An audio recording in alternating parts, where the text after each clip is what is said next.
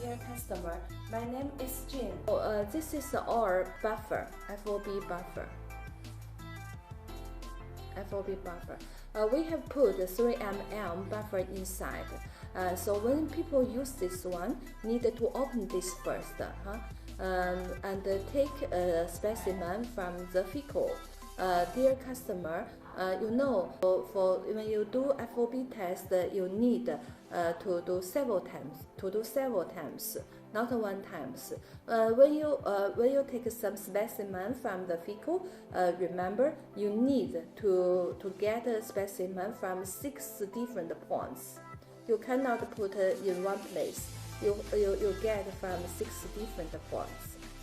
This is the key points about how to use professionally. And then put it in the buffer and close it tightly and shaking like this. So you can open this cap. Here has a small hole, and then put it slowly to this specimen hole.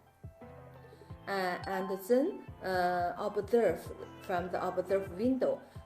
15 minutes later, you can read the results. This is about FOB test.